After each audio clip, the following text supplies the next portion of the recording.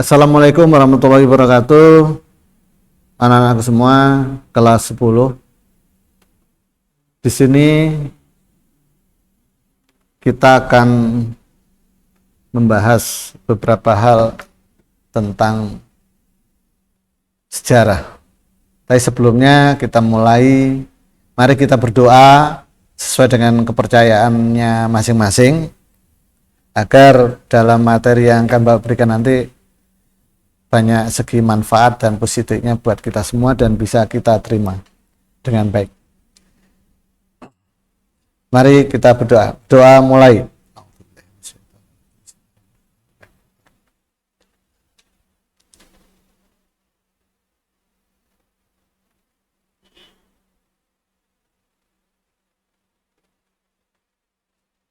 Doa selesai.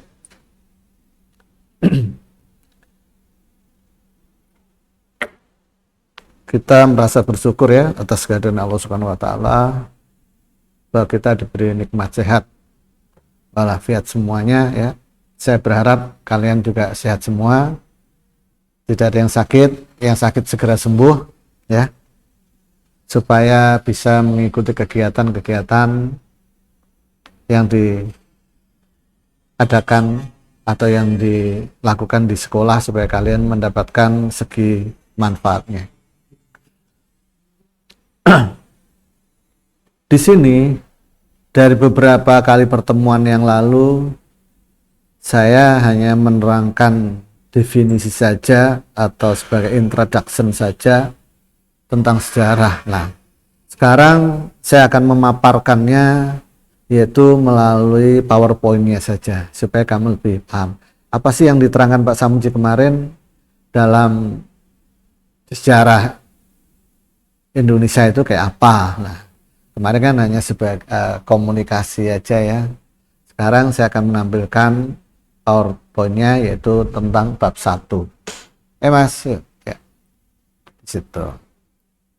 Di situ kemarin kita berbicara masalah konsep berpikir sejarah ya, di mana konsep berpikir sejarah di situ kita akan mengenal yaitu ada ruang, waktu dalam perubahan dan keberlanjutan di situ. Bila kita melihat dari konsep di sini, pola berpikir sejarah dan sebagainya, kemarin udah Bapak terangkan ya tentang konsep berpikir sejarah dan sebagainya itu. Untuk itu, mari kita juga akan menjelaskan bagaimana sejarah itu dulunya itu kenapa sejarah itu dipelajari gitu ya. Agar kita tidak lupa ya terjadinya masa-masa yang lampau ya.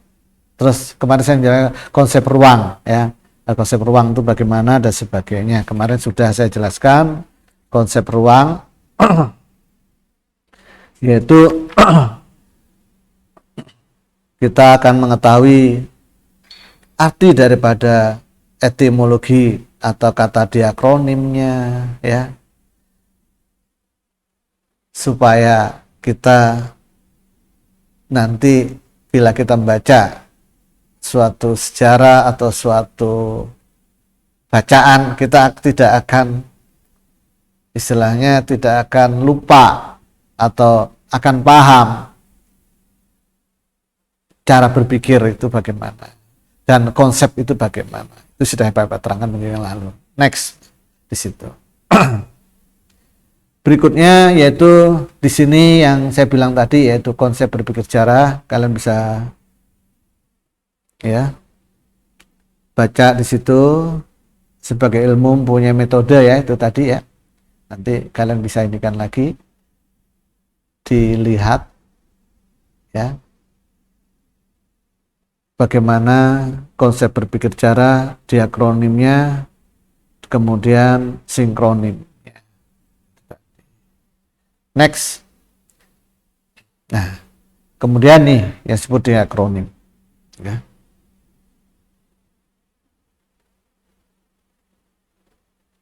Di mana dalam konsep diakronim di situ, ya, yang berasal dari bahasa Yunani yaitu kronos, kronologi atau kronos seperti itu. Itu nanti bisa kamu baca, dan saya juga bisa share nanti ke grup ya, ke grup kalian supaya kalian nanti biar tahu tentang materi kita dari PowerPoint nanti. Bapak janji Bapak akan kirimkan via WA nanti supaya kalian juga bisa mempelajarinya dengan sendiri bila kalian kurang jelas di tampilan di YouTube-nya nanti seperti itu. Next, seperti itu.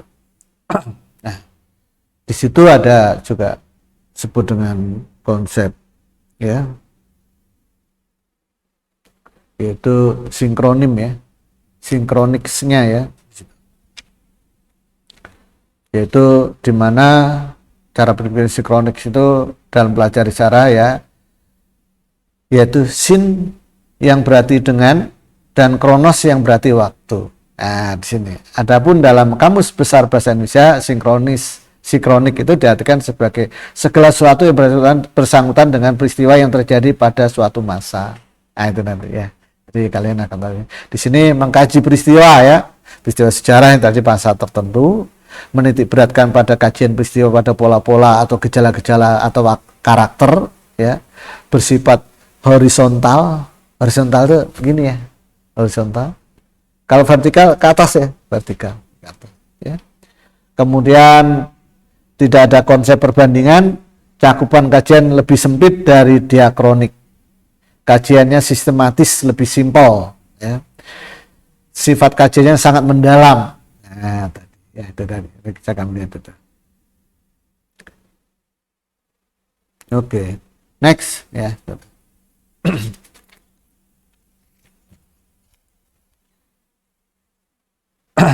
Kemudian yaitu konsep ruang dan waktu dalam perubahan sejarah. Ya tadi ya. Konsep ruang dan waktu dalam bagian sejarah. Bagaimana ruang di sini? Kalian akan melihat ya. Ya. Konsep ruang ya. Kehidupan manusia ya di sini akan dipengaruhi oleh beberapa faktor ruang dan waktu, kemudian diwarnai dengan perubahan dan keberlanjutan yang berkelanjutan tuh masa ininya gitu ya, itu tadi. Kemudian kita akan mengetahui setelah kehidupan dan tadi dalam ruang itu dipengaruhi oleh ruang dan waktu. Ruang itu lingkup, waktu itu masa. Jadi masa pada istilahnya kalau kita bisa masa prasejarah, masa zaman batu, masa perunggu, seperti itu ya. Di sini kita akan mengetahui ya perubahan-perubahan yang terjadi yang kontinuitas atau berkelanjutan ya. Nanti kalau kemudian aktivitas manusia di sini di mana gitu ya. Aktivitas manusia dalam ruang dan waktu itu akan terbagi dalam beberapa konsep ya. Ada konsep ruang yaitu tempat terjadinya suatu peristiwa atau cakupannya ya. Kita akan bahas cakupan konsep waktu ada perkembangan, kesinambungan, pengulangan, perubahan. Next, itu tadi ya. Di mana di dalam perkembangan ya, perkembangan ini ada itu masyarakat. Masyarakat mengalami pergerakan berturut-turut dari satu bentuk ke bentuk lainnya. Itu kalau dalam perkembangan. Kemudian berkesinambungan. Berkesinambungan yaitu masyarakat tetap mengadopsi lembaga dan kebiasaan lama. Kebiasaan lama itu apa yang dilakukan? Nah, itu tadi. Jadi nanti kita akan jabarkan. Kemudian bagaimana pengulangan? Ini maksud tadi konsep waktu ya. Pengulangan. Peristiwa pada masa lalu terjadi lagi, pengulangan. Misalnya itu pada waktu terjadi lagi, itu namanya pengulangan. Mungkin dulu pernah terjadi krisis ya misalnya, atau terjadi wabah malaria pada tahun sekian-sekian. Nah, sekarang ada wabah COVID-19. Itu adalah namanya pengulangan. Tapi bentuk ininya beda, jenis daripada penyakitnya beda. Itu terjadi. Dulu pernah ada flu burung. Mungkin ada flu burung pada tahun berikutnya, ada beberapa dekade berikutnya. Itu namanya pengulangan ya, pengulangan. Dengan adanya pengulangan-pengulangan ini diharapkan masyarakat paham, maksudnya masyarakat itu melihat sejarah dulu bagaimana mengatasi hal tersebut, preventifnya bagaimana gitu, atau kalau udah terjadi bagaimana pencegahan atau bagaimana menanggulangi hal tersebut terjadi. Diminta yaitu masyarakat semakin cerdas. Contohnya sekarang COVID-19. Bagaimana ganasnya COVID-19 di sini nanti untuk masa yang akan datang, nanti bila kalian terjadi, mungkin kalau kalian nanti mengalami udah jadi nenek atau kakek, kalian kan paham, oh dulu terjadi seperti penanganannya harus seperti ini loh. Ya, ini disebut dengan pengulangan. Ya, ingat pengulangan ya. Pengulangan peristiwa pada masa lalu terjadi lagi. Jadi tidak kaget. Sebagai top pimpinan di sini atau sebagai pemerintah, kepala pemerintahan, itu harus paham tentunya, oh saya mengatasi pandemi ini seperti ini loh. Jadi dia sudah punya ancang atau istilahnya sudah tahu gitu ya, menahannya gitu. Contohnya nanti akan terjadi banjir pada bulan-bulan sekian atau tahun-tahun kesekian atau banjir tahunan, 5 tahunan, itu sudah mempersiapkan, dibikin kanal-kanal, saluran air dibersihkan, got-got itu dirapikan, dibersihkan semua, sungai-sungai dikeruk kalau yang dangkal, masyarakat dikasih pengertian untuk membuang sampah yang tepat pada tempatnya. Nah, itu adalah preventif. Bila nanti terjadi pada saatnya, banjir itu tidak akan terulang sehingga menimbulkan korban yang sangat besar sekali gitu loh. Jadi mengatasi seperti itu. Nah, itu tadi. Itu harapnya seperti itu. Jangan nanti tidak begitu terjadi lagi, lebih parah lagi. Itu yang tidak. Tapi ini ada rencana manusia secara horizontal. Nah, tadi ada secara vertikal, secara horizontal. Gitu. Tapi secara vertikal bagaimana? Wah, vertikal lain lagi. Wawalam nih. Yaitu kita menyangkut dari kejadian alam, yaitu dari secara hubungan dengan sang holik gitu ya. Karena apa ini terjadi? Belum berapa lama ini terjadi, yaitu atau Cina, ada sebuah kota atau provinsi namanya Sepon itu. Di situ sudah memprediksi bila suatu saat terjadinya banjir yang sangat besar sekali maupun hujan, istilahnya dalam 1 tahun hujan atau berapa bulan hujan atau berapa hari hujan, maka kota tersebut dari tersebut tidak akan terjadi banjir. Karena sebenarnya dia mengantisipasi, yaitu dibikin sebuah kota, provinsi dibikin kota yang tahan tentang banjir. Banjir kayak apapun, hujan kayak apapun akan teresap atau tidak akan terjadi. Itu dibuat di namanya kota Sepun ya. Yaitu bawah kota itu udah diprediksi terbesar di dunia ini. Nanti air itu akan terserap ke tanah. Karena di bawahnya udah dibikin namanya Sepun. Dibikin kota Sepun itu karena Sepon biar meresap. Dan tidak akan pernah kekeringan kota tersebut. Dibikinlah sama Cina itu, dibikin kota seperti sebuah kota, dibikin yang kota masa depan, kota kemudian, dan kanal besar kayak apapun jebol pun tidak akan terjadi banjir. Tapi itu secara horizontal sudah diterapkan penanganannya.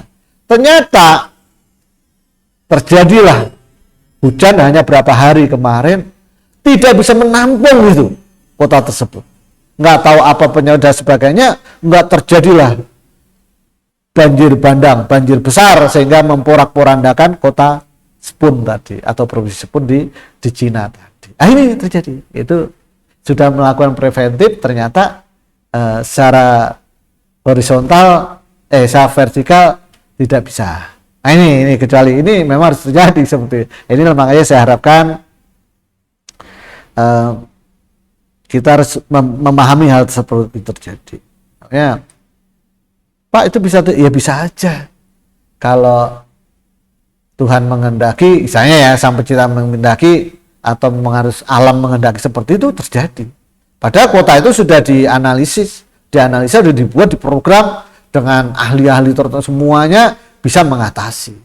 Cina mah apa aja bisa istilahnya kan, termasuk penduduk 1, sekian miliar, 1,3 miliar penduduknya terbesar di dunia dan menyebar ke seluruh dunia, seluruh negara tuh nggak ada satu negara pun dimanapun selalu ada orang Cina, gitu loh.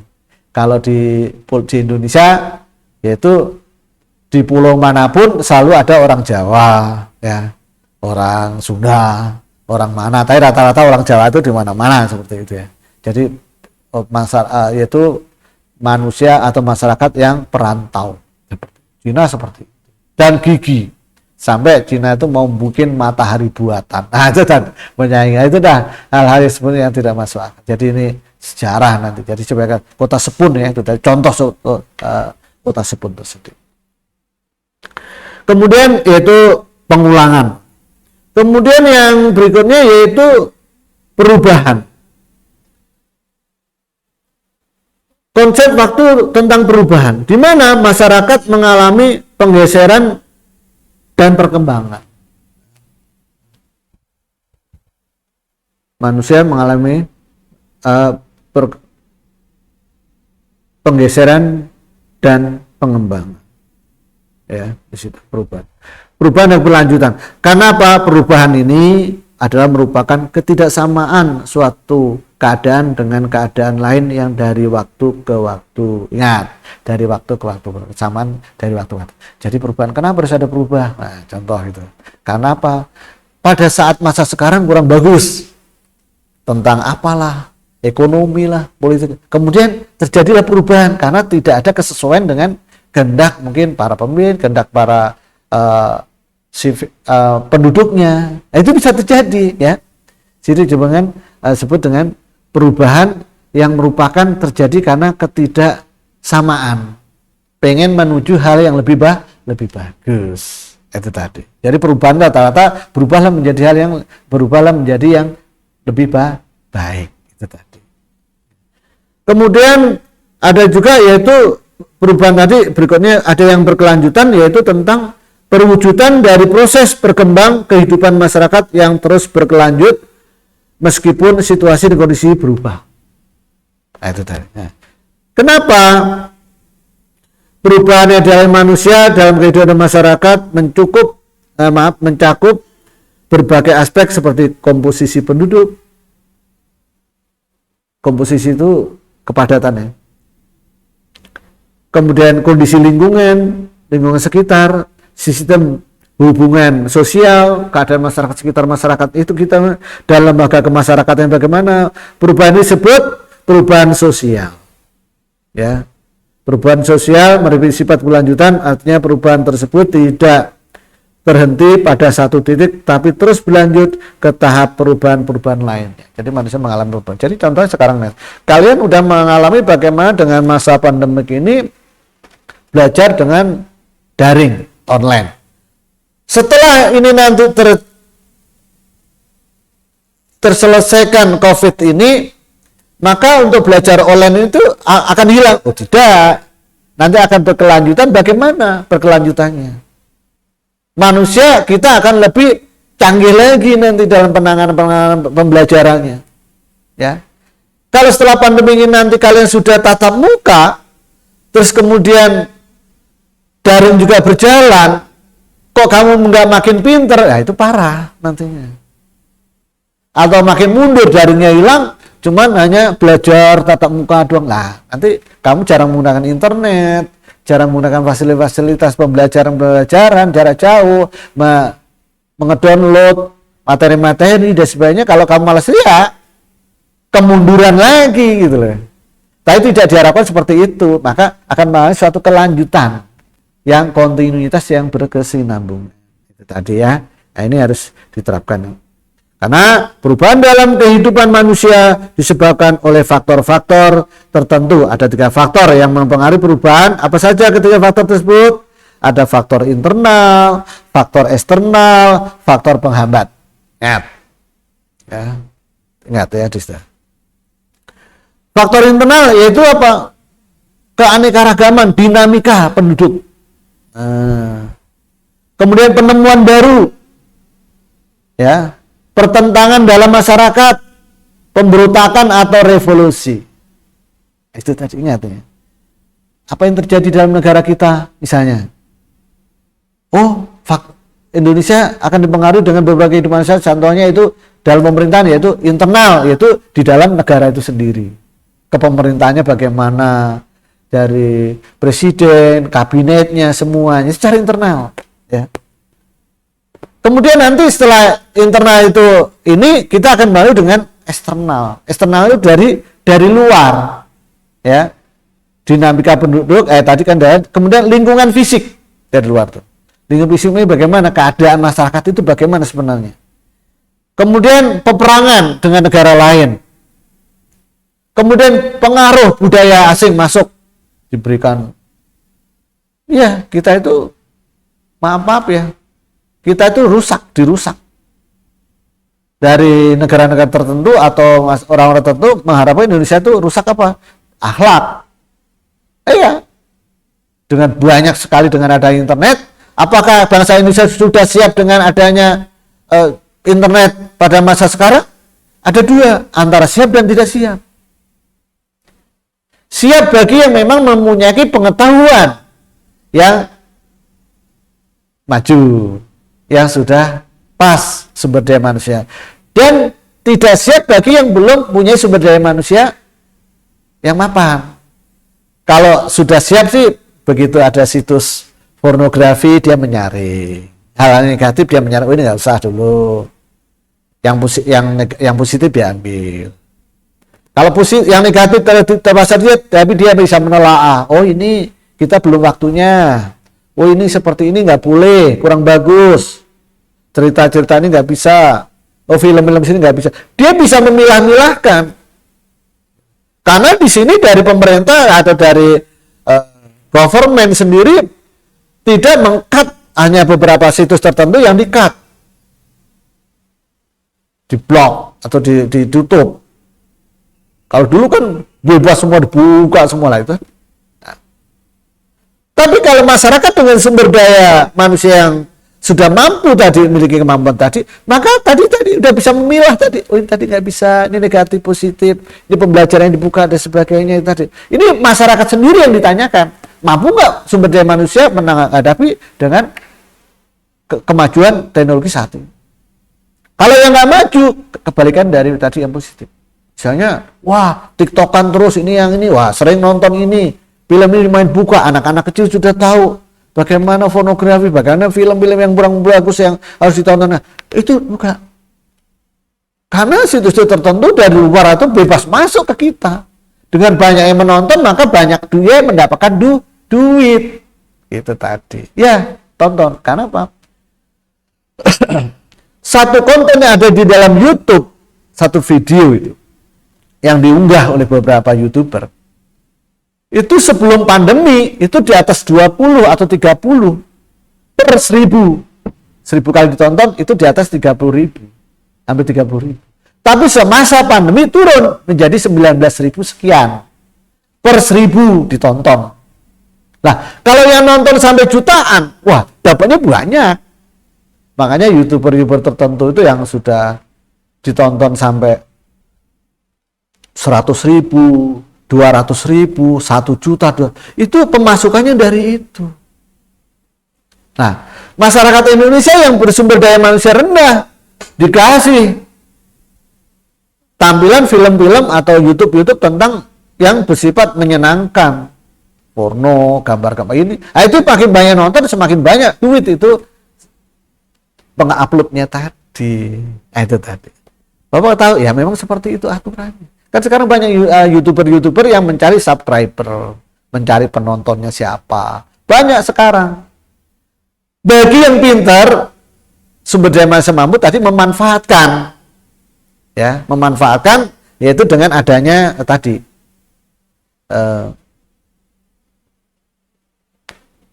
kemampuan masyarakat tadi memanfaatkan dengan teknologi, yaitu dengan membuat konten baru. Mungkin saya tidak terlalu jauh lagi, nanti saya akan kirimkan paketnya ini nanti ke kalian semua. Saya harap kalian mempelajari. Ini akan saya lanjutkan untuk berikutnya lagi. Mungkin nggak banyak ininya, saya akan akhiri sekian ya. Tapi sebelumnya mari kita berdoa dulu supaya apa yang kita terima hari ini bisa bermanfaat. Berdoa mulai.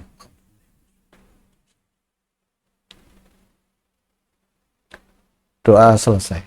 Saya harapkan anak-anakku semua kelas 10 supaya jadi anak pintar, cerdas, taat kepada orang tua, menjalankan ibadah. Yang muslim jangan lupa sholat 5 waktu dan sunnah. Ikuti progres kesehatan yang diterapkan oleh pemerintah dan sebagainya tadi ya. Kalau ada tutur saya salah, saya minta maaf ya. Saya akhiri sekian. Assalamualaikum warahmatullahi wabarakatuh.